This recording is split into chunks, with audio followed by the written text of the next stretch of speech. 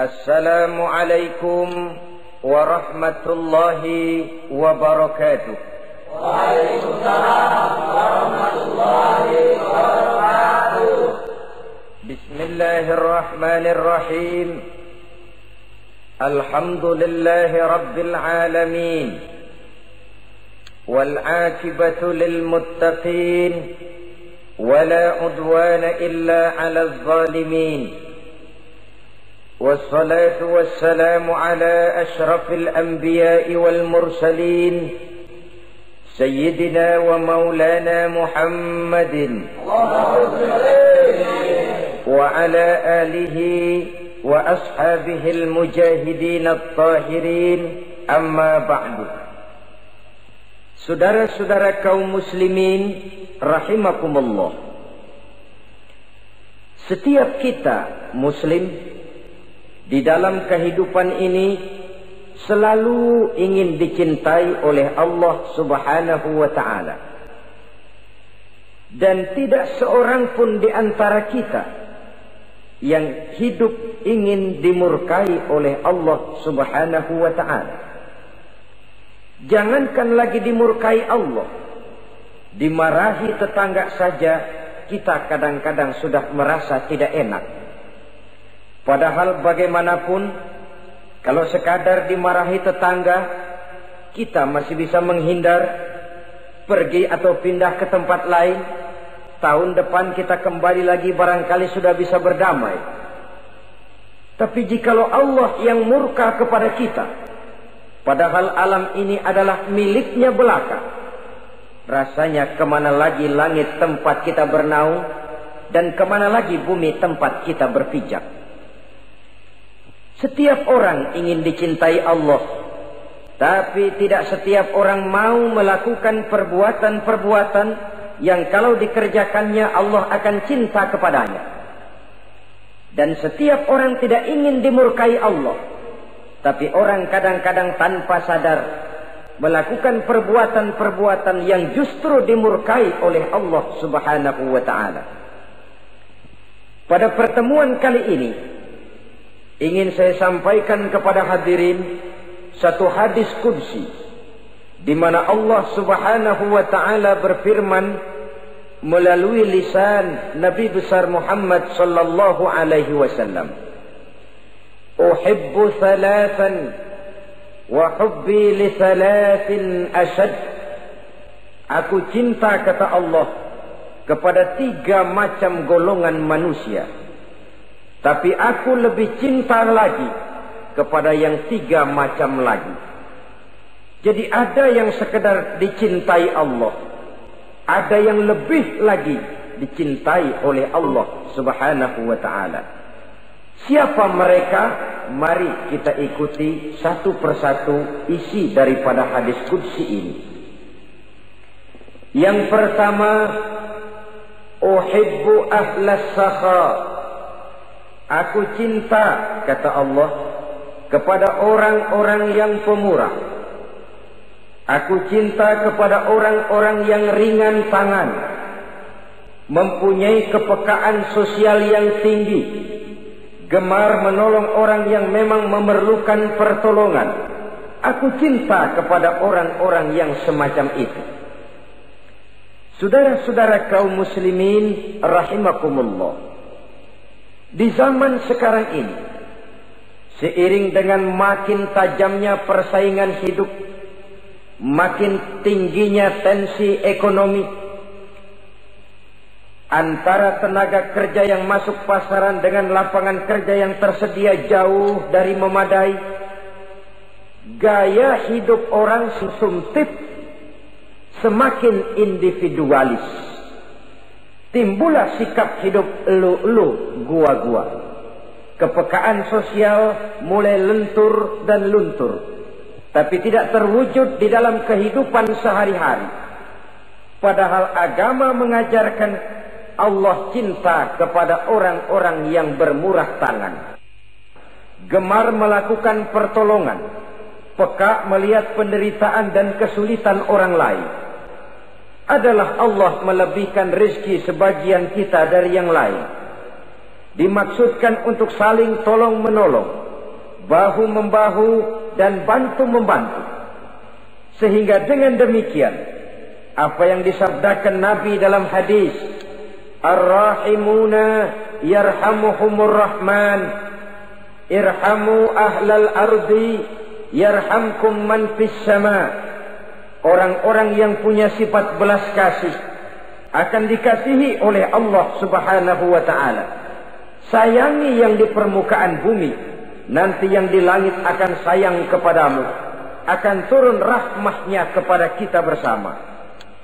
Alangkah nikmatnya kehidupan ini, jikalau yang berkuasa menyayangi yang lemah lalu melindunginya, jikalau yang alim menyayangi yang awam lalu membimbingnya, jikalau yang kaya menyayangi yang miskin lalu mengulurkan tangan memberikan bantuannya, akan terciptalah rahmah dalam kehidupan. Tapi jikalau sebaliknya, yang berkuasa malah menindas dan menekan yang lemah, yang alim malah membodoh-bodohi yang memang sudah bodoh, sementara yang kaya menyantap yang miskin, akan terjadilah bala dan bencana dalam kehidupan. Bukan lagi rahmah yang turun, melainkan azab akan menimpa kita secara keseluruhan. Begitulah terdapat tirai halus yang memisahkan kita dari konsep ajaran agama kita yang luhur. Agama mengajarkan yadul ulya khairum min yadi sufla, bahwa tangan di atas lebih baik daripada tangan yang di bawah. Orang yang memberi lebih baik daripada orang yang menerima. Tapi yang kita praktekkan, kita selalu berada pada posisi tangan di bawah, menjadi umat yang manja, yang lemah, padahal bukan tidak punya potensi, tapi mungkin karena kita tidak pandai menginventarisir potensi. Kadang-kadang ada panitia pembangunan masjid, membangun masjid, meletakkan batu pertama sekaligus jadi batu terakhir. Setelah itu la yamutu wa la yahya, hidup tidak kelihatan geraknya, mati pun tidak ketahuan kuburannya. Masjid impoten, pesantren terbengkalai, majelis taklim terlunta-lunta, rumah sakit Islam tak kunjung selesai. Tidak adakah orang Islam yang kaya? Banyak. Tidak adakah orang Islam yang punya posisi kunci, posisi basah, posisi menentukan? Banyak. Secara jujur kita harus berkata, yang belum banyak ialah yang mau berbuat atas nama dan demi kepentingan agamanya. Kita juga bukan tidak punya potensi. Kita tidak pandai menginventarisir potensi untuk kepentingan dan kemaslahatan kita bersama. Saudara-saudara kaum muslimin rahimakumullah. Dengan demikian, kita bisa lihat dalam kehidupan sehari-hari, di masjid misalnya. Itu kalau hari Jumat kadang-kadang kita sengaja mau berangkat sholat Jumat tidak bawa uang. Maka yang paling lancar di masjid, kotak. Saudara boleh lihat kotak itu. Dari sudut ke sudut hampir tidak pernah macet. Lancar betul jalannya. Sekali macet, kotak. 50, 100. Wajar kalau masjid-masjid kita lalu impoten. Bagaimana akan mengadakan kegiatan kalau tidak ada dana? Oleh karena itu pada kesempatan ini saya ingin mengetik, berbahagialah kita jikalau oleh Allah Subhanahu wa ta'ala diberikan kepercayaan berupa titipan, wa mal malu wal banuna illa wadai'. Harta dan anak-anak tidak lain satu titipan dari Allah Subhanahu wa ta'ala. Dan pada satu saat titipan itu akan diambil oleh yang empunya. Allah cinta kepada orang-orang yang pemurah. Allah akan memberikan balasan yang berlipat ganda. Kalau saudara bersedekah kepada anak yatim, bukan si yatim itu yang akan membalasnya. Kalau saudara membantu pembangunan masjid, bukan panitia masjid yang akan memberikan ganjarannya. Kalau saudara membangun pondok pesantren, bukan kiai yang punya pesantren yang akan memberikan balasannya. Allah Subhanahu wa ta'ala melalui jalan yang tidak kita sangka-sangka melalui jalan yang dalam istilah Quran disebut min haitsu la yahtasib, melalui jalan yang tidak pernah kita hitung, kita sangka sama sekali. Jalan gaib yang hanya Allah saja yang maha tahu. Sebaliknya, wa hubbi lil faqir as-sakhi asad, kata Allah. Aku cinta kepada orang-orang yang pemurah, tapi aku lebih cinta lagi kepada orang-orang miskin yang pemurah. Orang kaya pemurah, Allah cinta. Orang miskin pemurah, Allah lebih cinta. Kenapa? Kalau orang kaya sodakoh 5.000 rupiah misalnya, orang miskin pun sodakoh 5.000 rupiah, sama jumlahnya, sama ikhlasnya, sama halalnya, tapi besarnya pahala lebih besar sodakoh si miskin yang 5.000 rupiah itu ketimbang si kaya yang juga 5.000 rupiah. Kenapa maka demikian? Oh, buat orang kaya uang 5.000 apalah artinya. Tapi buat si miskin, untuk jumlah 5.000 itu dia harus peras keringat, banting tulang, pergi pagi, pulang sore, kaki jadi kepala, kepala jadi kaki. Tapi kok dia berani bersodakoh sejumlah sodakohnya orang kaya. Ini yang dinilai oleh Allah subhanahu wa ta'ala. Saudara-saudara kaum muslimin rahimakumullah, sifat inilah yang dahulu dicontohkan oleh baginda Rasul. Bahkan apa yang beliau sedekahkan kepada orang lain biasanya adalah sesuatu yang lebih baik dari apa yang beliau pakai sendiri. Watak ini yang diikuti oleh generasi sahabat. Kita ambil contoh ketika terjadi perang Tabuk misalnya.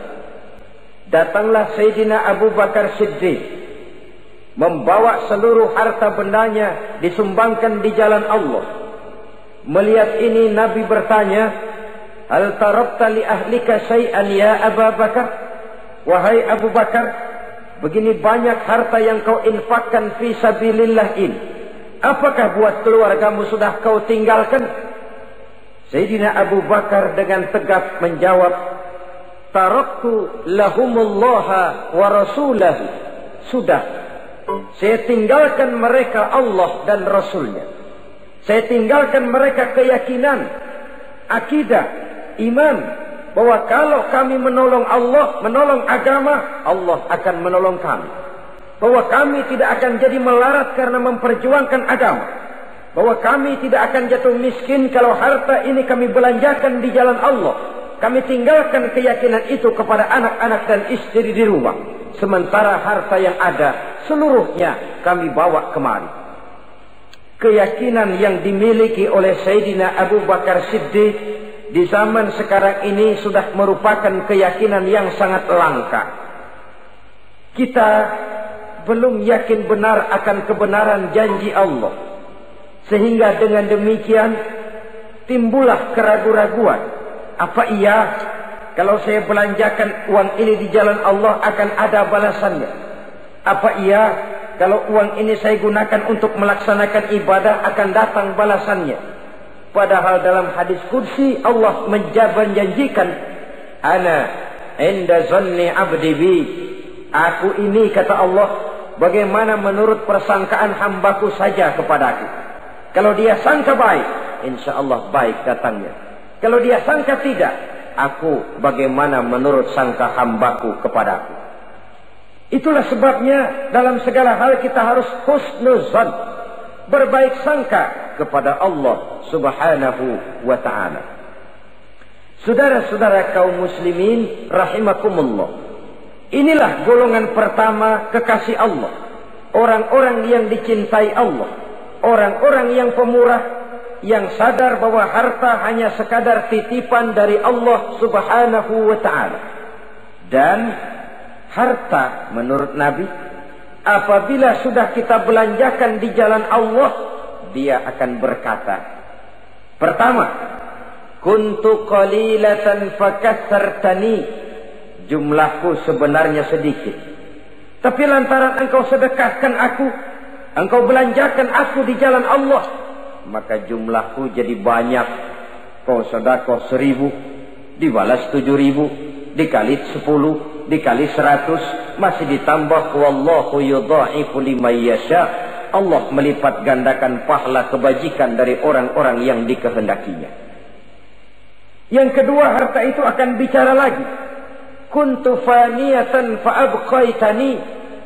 Aku ini sebenarnya fana, tidak kekal, berubah, relatif dan temporer, sirna oleh pergeseran masa dan pertukaran waktu. Tapi lantaran engkau sedekahkan aku, engkau belanjakan aku di jalan Allah, maka nilaiku jadi kekal, akan mendampingi engkau sampai di hadratullah azza wa jalla di akhirat nanti. Jadi harta yang kita tumpuk-tumpuk, yang kita sangka akan mengekalkan kita sampai tidak akan miskin 7 keturunan, dengan segala macam cara kita tempuh, dia bukan harta yang kekal. Yang kekal yang kita belanjakan di jalan Allah subhanahu wa ta'ala. Itu milik kita yang benar-benar akan kita nikmati. Yang ketiga, harta itu akan berkata lagi, kunta harisi fal'ana sirtu harisaka. Dahulu kamulah yang menjaga saya, tapi sekarang setelah saya sedekahkan, setelah engkau sedekahkan aku, setelah engkau belanjakan aku di jalan Allah, bukan engkau lagi yang jaga aku, kata si harta. Akulah yang akan menjagamu. Di dunia orang yang rajin sedekah, sedekahnya itu menolak bala, terhindar dari segala bencana dan musibah. Sementara di akhirat, sedekahnya itu akan menjadi dinding yang menjaga dia dari jilatan api neraka. Demikian harta yang sudah kita infakkan, kita belanjakan, kita sedekahkan di jalan Allah itu akan menjadi pejangga kita. Sehingga Nabi menyatakan, inna sadaqatal mar'il muslim tazidu fil umri wa tadfa'u mitatas su'i. Sesungguhnya sedekahnya seorang mukmin dapat menambah umur panjang dan menyelamatkan seseorang dari mati secara su'ul khatimah. Marilah kita melihat bahwa agama ini memerlukan kita, bahwa umat ini mengharapkan pengorbanan kita. Dengan segala kemampuan yang ada pada diri kita, mari kita menyadari bahwa harta kita yang benar-benar milik kita, sesungguhnya yang sudah kita belanjakan di jalan Allah subhanahu wa ta'ala. Saudara-saudara kaum muslimin rahimakumullah, inilah golongan pertama. Golongan yang kedua yang dicintai oleh Allah subhanahu wa ta'ala, uhibbul mutawadhi'in. Aku cinta, kata Allah, kepada orang-orang yang rendah hati, orang-orang yang membawa ilmu padi, makin berisi makin merunduk, makin di puncak makin sadar akan kelemahan dan keterbatasannya. Aku cinta kepada orang-orang yang rendah hati. Adalah satu sifat dari Rasulullah sallallahu alaihi wasallam yang diriwayatkan oleh Imam Abu Ja'far Al-Barzanji misalnya dalam rawi Barzanjinya, wa kana sallallahu alaihi wasallam syadidal haya'i wat tawadhu. Adalah Rasulullah sallallahu alaihi wasallam seorang yang sangat pemalu dan sangat rendah hati. Tawadhu, tidak melonjak menjadi angkuh dan sombong. Walaupun beliau adalah asraful anbiya wal mursalin, nabi dan rasul termulia, imamul muttaqin, imamnya orang-orang yang bertakwa, rahmatan lil alamin, diutus sebagai rahmah bagi seluruh alam, tapi tawaduknya demikian luar biasa. Ketika beliau terusir dari Makkah, kita bisa membayangkan meninggalkan kampung halaman, meninggalkan keluarga yang berbeda akidah, hijrah ke Madinah. Tapi pada lain kesempatan, ketika beliau dengan bala tentaranya masuk ke kota Makkah, dan orang-orang kafir Quraisy yang kita kenal dalam peristiwa Fathu Makkah itu, gentar hati mereka, sembunyi di dalam rumahnya masing-masing. Mereka masih ingat beberapa tahun yang silam, Dikala Nabi Muhammad dan para sahabatnya dikejar-kejar, terusir dari Mekah, hijrah ke Madinah. Sekarang Rasul kembali ke Mekah dengan segala keperkasaan bala tentaranya. Mereka berpikir, andai kata Muhammad mau saja membalas dendam, habis kita ini, habis, tidak akan tersisa. Dahulu dia kita caci maki, dahulu dia kita usir, dahulu dia kita kejar-kejar untuk kita bunuh. Sekarang kita tidak berdaya. Muhammad dengan perkasa, dengan bala tentaranya yang gagah sekarang masuk ke kota Mekah. Apa yang harus kita lakukan? Mereka menunggu dan menunggu. Dan Nabi dengan gagah masuk ke kota Mekah bersama bala tentaranya. Apa ucapan yang pertama beliau lontarkan? Pembalasan dendam? Tidak. Mencari orang-orang yang dulu mengejar, memusuhi, mengancam akan membunuhnya? Tidak. Beliau tidak teriak-teriak, mana itu Abu Jahal, mana itu Abu Lahab, mana itu Abu Sufyan, mana itu dulu orang-orang yang memusuhi saya dan sahabat saya, ayo keluar kalau berani, ha? Tidak. Pidato ucapan pertama yang keluar dari bibir yang mulia itu sungguh di luar perkiraan kufar Quraisy. Apa jawab Nabi? Pidato Nabi, al-yauma yaumul marhamah. Tuan-tuan para Quraisy, tidak usah khawatir. Hari ini adalah hari yang penuh kasih sayang. Saya masuk ke kota Makkah semata-mata untuk menunaikan ibadah. Tidak akan ada balas dendam, tidak akan ada pertumpahan darah. Siapa yang masuk ke Masjidil Haram dia aman. Siapa yang masuk ke Masjidil Haram dia tenang, tidak akan diganggu barang sedikit pun. Bersih hatinya dari balas dendam. Tidak ada watak untuk menunjukkan kepongahan pada beliau berada di puncak kejayaan. Tidak. Ini yang disebut syadidul haya wat tawadhu. Sangat rendah hati. Tidak melonjak menjadi angkuh dan sombong lantaran keberhasilan yang pernah dicapainya. Uhibbul mutawadhi'in. Aku cinta kepada orang-orang yang rendah hati. Makin berkuasa, makin rendah hati. Makin berilmu, makin rendah hati. Makin kaya, makin tawadhu. Wa hubbi lil ghaniyil mutawadhi ashad. Tetapi kata Allah, aku lebih cinta lagi kepada orang-orang kaya yang rendah hati. Orang miskin tidak sombong, Allah cinta. Orang kaya tidak sombong, Allah lebih cinta. Sebabnya apa? Rasa-rasanya kalau ada orang miskin tidak sombong, memang sudah harusnya. Tapi kalau ada orang kaya, apa saja dia punya. Kebunnya ada di mana-mana, kendaraannya sejumlah keluarganya, uangnya, depositonya ada di berbagai bank, pabriknya banyak. Apa saja dia punya, tapi tidak sombong, tawadhu. Ini yang lebih dicintai oleh Allah Subhanahu wa ta'ala. Saudara-saudara kaum muslimin rahimakumullah. Oleh karenanya, hadis qudsi ini menanamkan kesadaran kepada kita bersama bahwa yang pantas untuk sombong hakikatnya cuma Allah saja. Itu sebabnya salah satu asmaul husna Allah disebut al-mutakabbir. Kalau Allah sombong, wajar, karena memang tidak ada Tuhan lain selain Allah. Alam dan seluruh isinya adalah miliknya belaka. Tidak ada satupun yang bisa mengklaim. Al-mutakabbir huwallah. Yang pantas sombong hanya Allah Subhanahu wa ta'ala. Saudara-saudara kaum muslimin rahimakumullah. Yang ketiga, orang yang dicintai oleh Allah Subhanahu wa ta'ala, uhibbut taibin. Aku cinta kepada orang-orang yang bertaubat. Kepada orang-orang yang apabila berbuat kesalahan, dia segera sadar. Dijadikannya kesalahan itu sebagai satu pelajaran untuk tidak diulanginya lagi pada masa yang akan datang.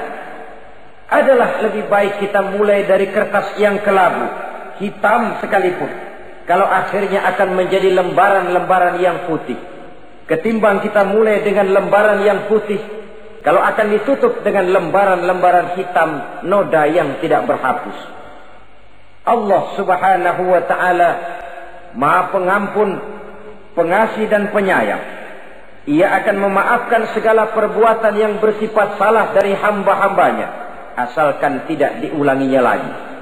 Manusialah yang sering kejam, membiarkan dirinya larut dan hanyut diseret arus dosa. Ia sadar itu satu kesalahan, tapi tidak berupaya untuk menyelamatkan dirinya sendiri. Apakah itu berupa yang namanya judi, minuman keras, menipu orang lain, durhaka kepada kedua orang tua, jahat kepada tetangga, suka memfitnah orang lain. Dibiarkan dirinya hanyut di dalam lembah dosa tanpa upaya penyelamatan sama sekali. Atau kadang-kadang mengulur waktu. Nanti saja sudah tua-tuaan taubatnya. Padahal waktu tidak pernah main-main. Uhibbut taibin, aku cinta kepada orang-orang yang mau bertaubat. Wa hubbi lisyabit taib asyad, tapi aku lebih cinta lagi kepada orang-orang muda yang mau bertaubat. Apabila orang tua bertaubat, Allah cinta. Anak muda bertaubat, Allah lebih cinta. Dalam usia mudanya, di mana darah masih mengalir dengan panas, sejuta khayal dan keinginan masih bersemi di dalam benaknya, dia sanggup blokir semua itu, disalurkannya di jalan Allah. Allah cinta sekali kepada orang-orang semacam itu.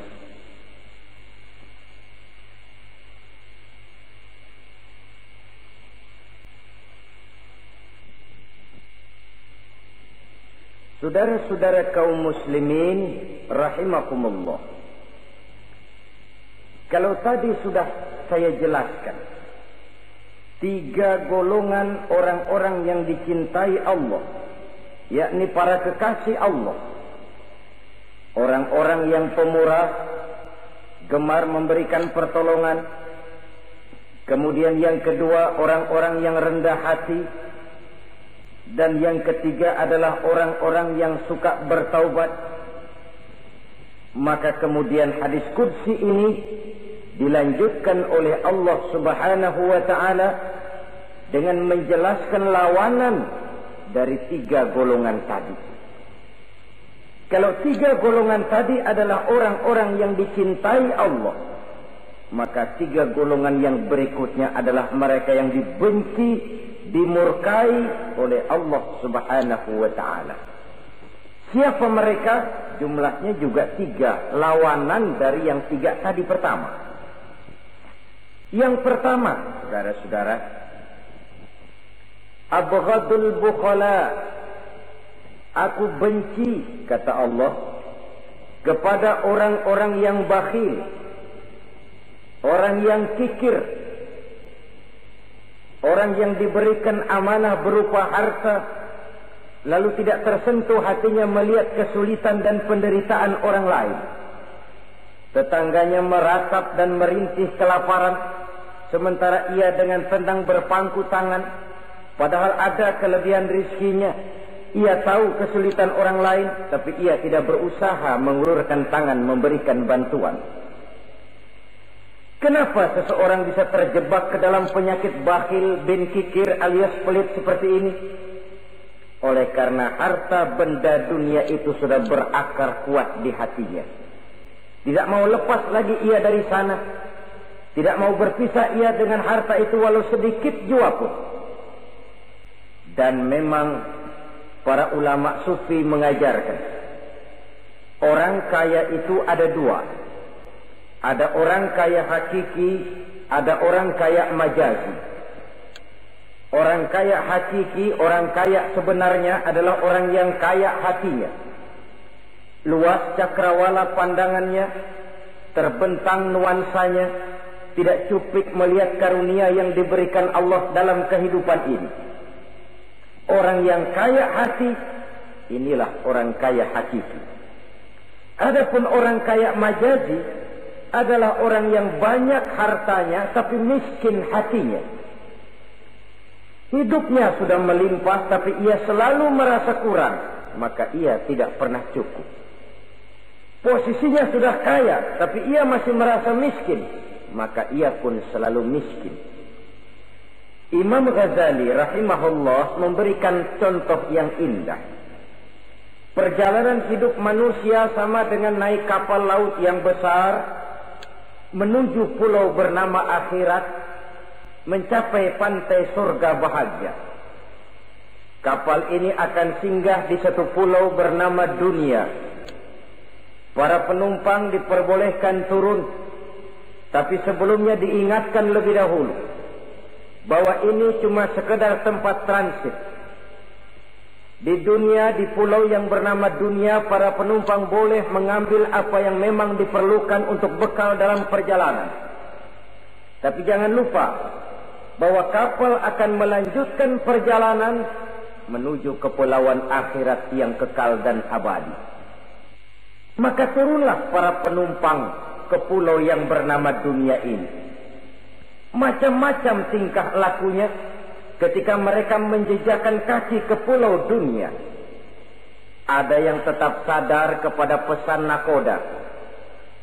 Dia turun ke pulau yang bernama dunia, yang hijau, ranau, indah, memikat, mempedaya, mempesona. Tapi ia tetap sadar, ini cuma tempat transit. Ini cuma tempat persinggahan sementara. Bukan ini tempat yang akan saya tuju. Kapal akan segera berangkat. Saya harus bersiap-siap. Diambilnya apa yang diperbolehkan di pulau bernama dunia sebagai bekal menuju perjalanan akhirat. Dan setelah itu dia segera kembali ke kapal untuk melanjutkan perjalanannya. Ada pula penumpang yang lalai.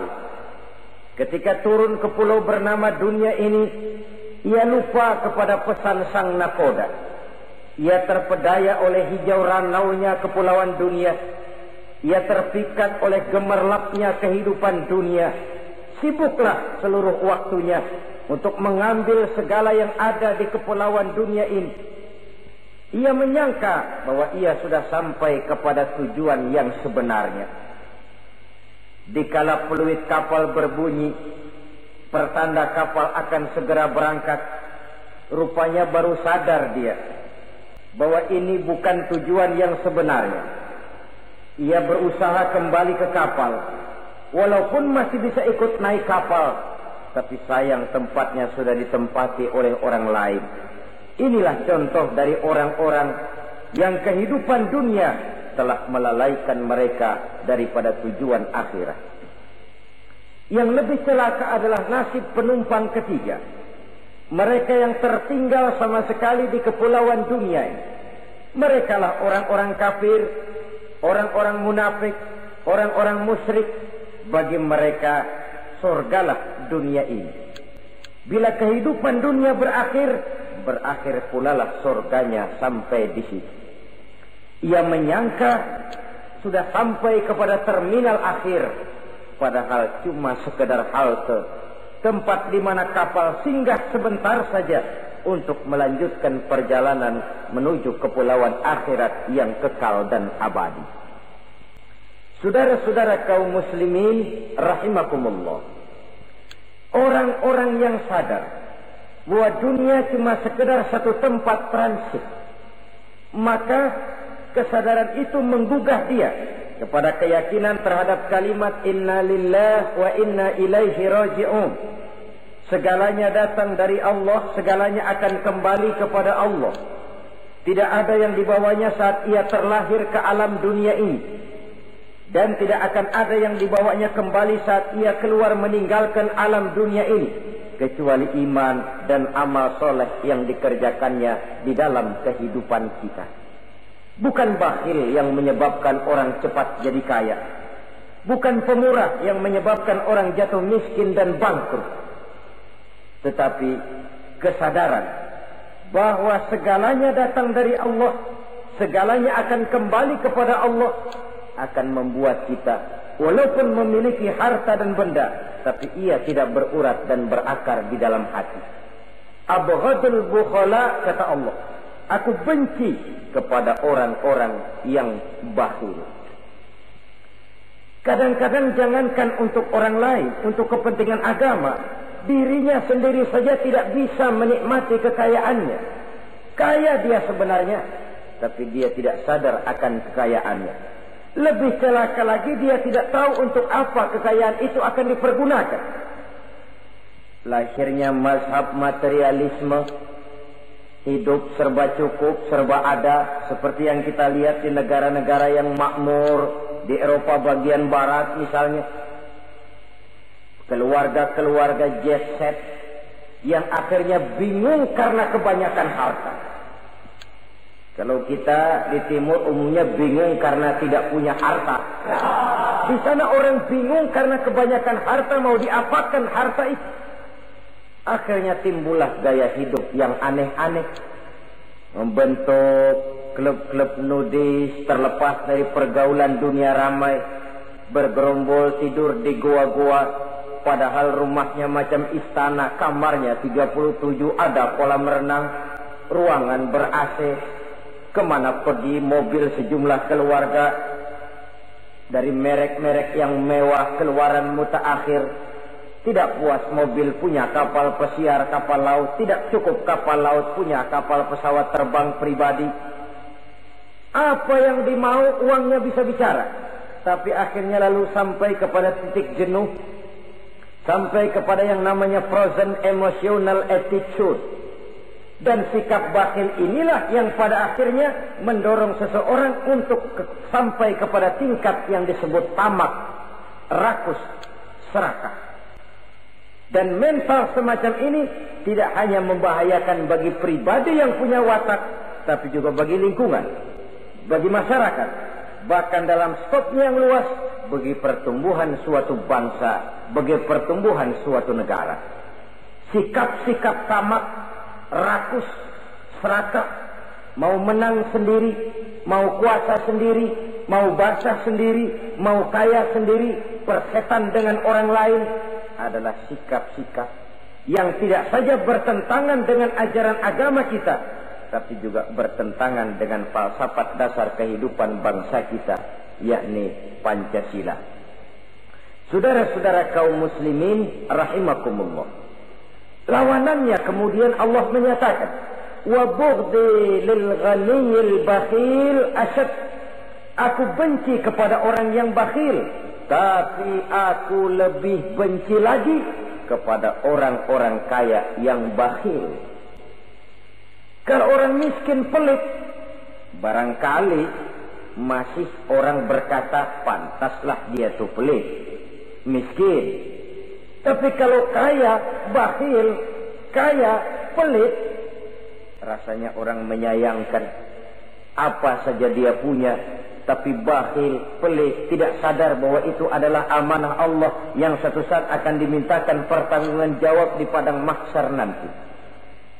Inilah golongan pertama yang dibenci oleh Allah Subhanahu wa ta'ala. Golongan yang kedua, abghadul mutakabbirin. Aku benci kepada orang-orang yang sombong. Baik sombong oleh karena kekuasaan, kekuatan, wewenang, jabatan. Baik sombong oleh karena ilmu pengetahuan, skill, keahlian, kemampuan. Baik sombong oleh karena harta benda dan kekayaan. Sombong dalam segala bentuknya tidak disenangi oleh Allah Subhanahu wa ta'ala. Inilah yang saya maksud tadi dengan membawa ilmu padi seharusnya. Semakin berisi, semakin merunduk. Sebab pepatah orang-orang tua kita bilang, air beriak tanda tak dalam, tong kosong bunyinya nyaring. Orang belajar silat kalau baru dapat 2-3 jurus memang genit, bukan main. Sesuatu yang barangkali sudah lumrah dalam kehidupan.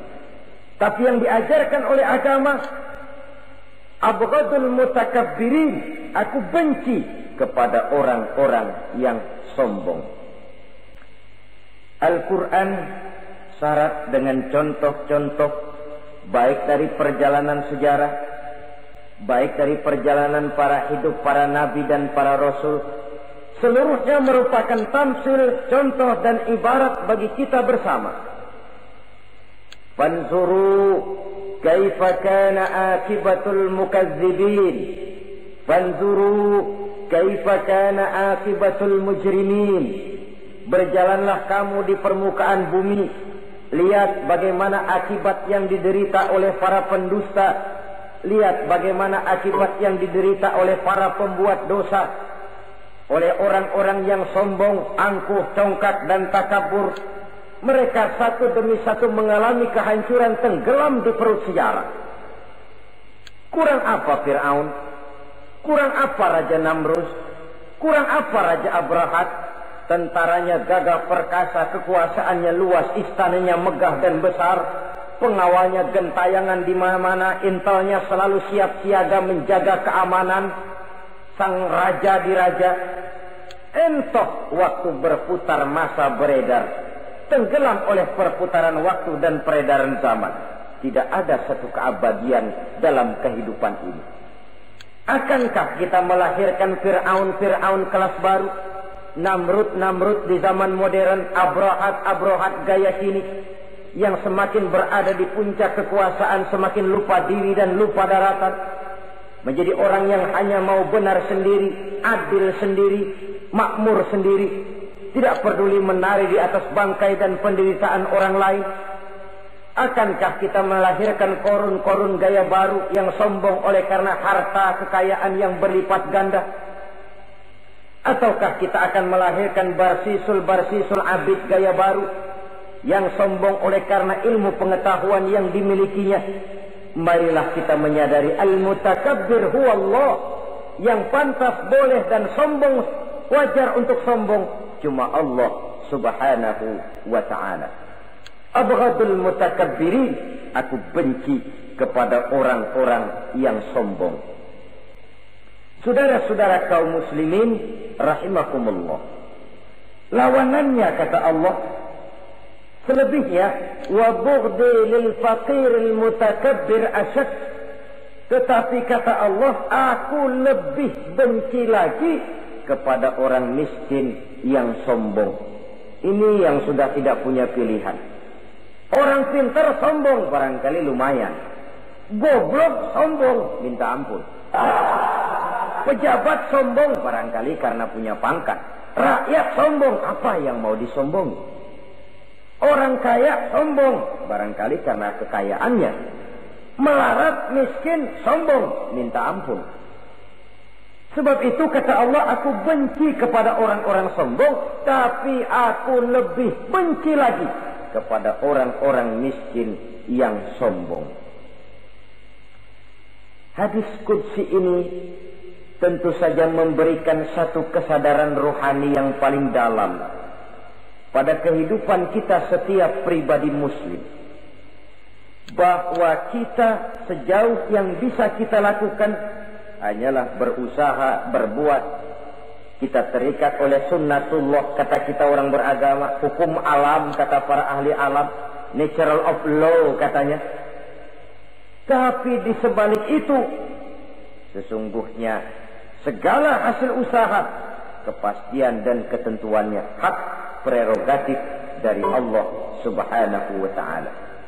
Sehingga pada puncaknya kita akan sampai kepada pengjujur, la haula wa la quwata illa billah. Tidak ada daya kita, tidak ada kekuatan kita kecuali apa yang memang telah diberikan Allah. Dialah sumber daya, sumber gerak, sumber seluruh kekuatan. Dan kita manusia hanya mencapai itu kalau dikaruniai oleh Allah subhanahu wa ta'ala. Sewajarnya, makin bertambah ilmu, makin sadar kita akan kebodohan kita.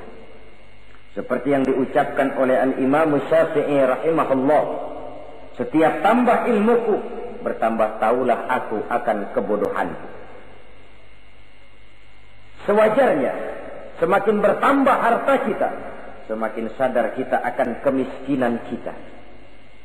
Semakin bertambah tinggi pangkat dan jabatan kita, semakin sadar kita dari mana kita datang, kemana kita akan pulang, dan di mana kita akan berada sekarang. Dengan kata lain, ilmu itu, harta itu, pangkat dan kedudukan itu sesuatu yang perlu dan perlu. Tapi bukan sebagai tujuan. Semuanya cuma sekedar alat. Tujuannya apa? Jangka panjang di akhirat untuk mencapai ridho Allah. Jangka pendek di dunia ini harus menjadi rahmatan lil alamin. Bagaimana ilmu itu jadi rahmah bagi lingkungan, bagaimana kekuasaan itu jadi rahmah bagi lingkungan, bagaimana harta itu jadi rahmah bagi lingkungan, berfungsi sosial untuk kebersamaan di dalam kehidupan ini. Saudara-saudara kaum muslimin rahimakumullah, inilah golongan kedua yang dimurkai oleh Allah Subhanahu wa ta'ala. Golongan yang ketiga, abghadul fasaq, aku benci, kata Allah, kepada orang-orang yang berhati keras, berhati batu, tidak mempan nasihat, baik nasihat itu datang dari Allah, baik nasihat itu datang dari orang lain, baik nasihat itu datang dari dalam dirinya sendiri, atau bernasihat yang dipandangnya, yang dilihatnya dalam segala gerak kehidupan.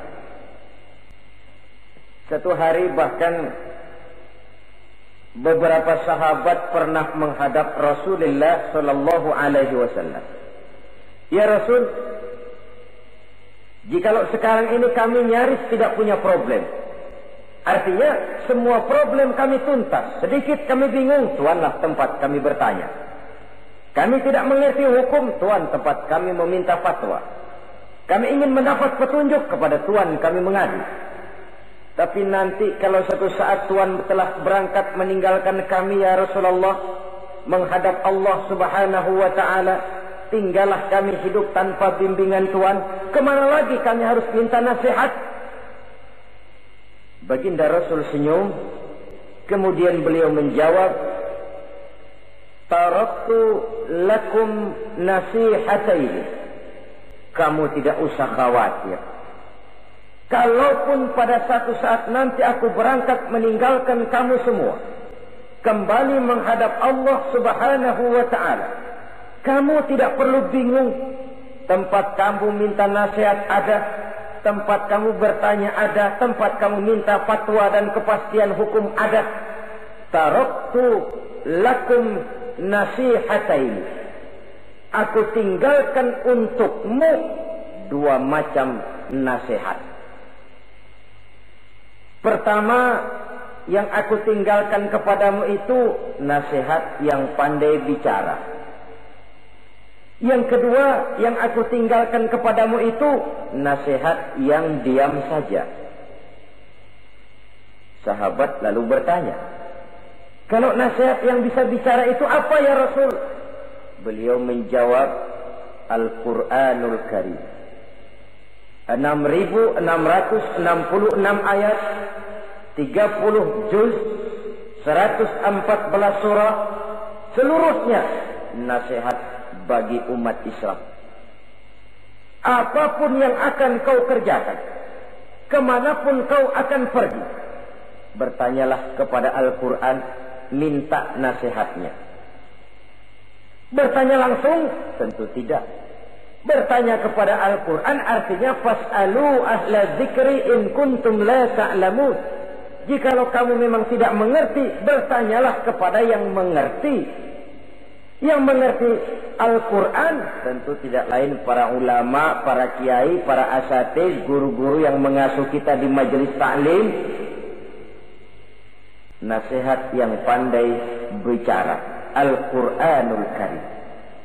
Kemanapun saja kaki akan kita langkahkan, ke arah manapun bumi yang akan kita tuju, mintalah lebih dahulu nasihat Al-Quranul Karim.